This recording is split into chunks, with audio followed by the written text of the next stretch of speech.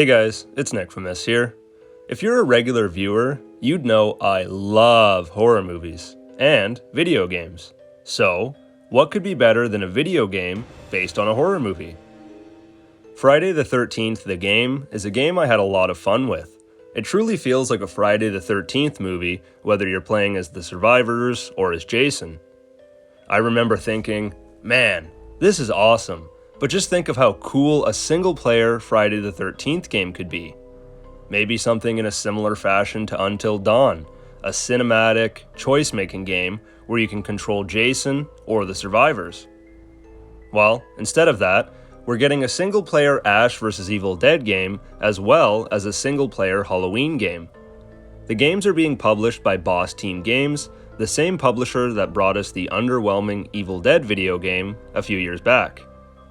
As soon as I heard that, I was cautiously excited.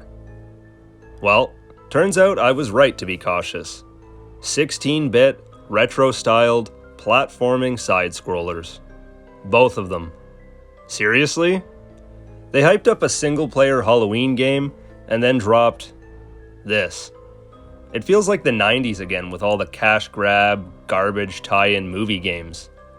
Honestly, who takes a look at Evil Dead and Halloween in 2024 and thinks, yeah, let's make a Nintendo-style side-scroller? The last time there was an official Halloween video game was in 1983 on the Atari. You'd think after 40 years there would be some major improvements, but this game looks like it could have released a few years after the 83 one. The art style is really cool though, I'll say that. Kind of reminds me of Splatterhouse. It just doesn't feel very Michael Myers, seeing him run and jump around, moving around like a Contra character. Don't get me wrong, it looks fun, but the potential for a Halloween game in 2024 was so much greater than what we got. I do love Ash vs. Evil Dead, such a fun show. So, it is nice to see that series getting some more recognition. Unfortunately, Boss Team expects us to pay $25 per game, making these two games together $50. And that's US prices. It'll be even more expensive for me in the Great White North. I am not paying $50 for these games. They should be a $15, $20 bundle, nothing more. I doubt the games are very long, and I can't justify that price tag for the genre of games that they are. I'll just wait until they release as free PlayStation Plus games or go on sale for a much more reasonable price. Not to mention, Laurie Strode is a DLC character for the Halloween game. Let me repeat that. Laurie Strode, the final girl of Halloween, is a paid DLC.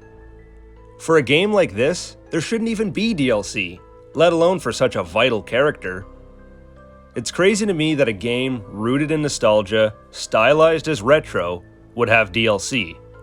If it was really retro, Laurie would be free and unlockable.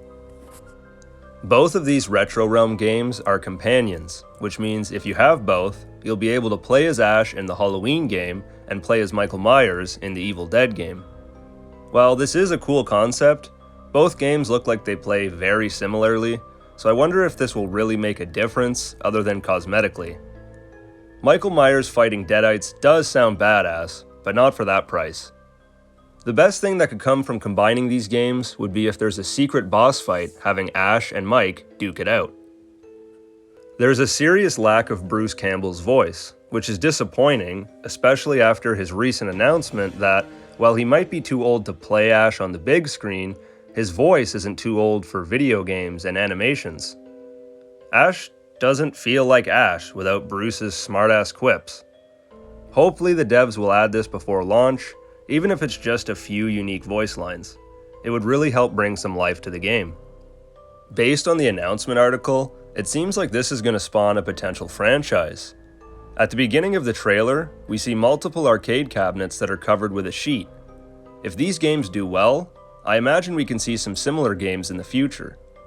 Nightmare on Elm Street, Friday the 13th, Texas Chainsaw Massacre, Scream, Hellraiser, and Child's Play are all possibilities. I realize I'm being a bit harsh on these games, and I am still willing to check them out once they're discounted. They might just be the most fun side-scroller I've ever played. I'm all for trying new things and adding unique entries to video game franchises, but when this is the first Halloween game we've had in 40 years, I'm sure you can understand why I'm disappointed. It's also weird to me that Boss Team decided to abandon the Evil Dead game in favor of this. If you're a disappointed Halloween fan, don't fret. There is some good news. Boss Team also announced another Halloween game in the works, with creator John Carpenter intimately involved, that will run on Unreal Engine 5. Hopefully, this isn't another Dead by Daylight clone, and it'll be the Halloween game fans have waited years for. I guess us Evil Dead fans will have to continue waiting. Anyway, those have been my thoughts on the upcoming RetroRealm games. Let me know your thoughts in the comments below. Thanks for watching, guys. As always, this has been Nickfamous. See you later.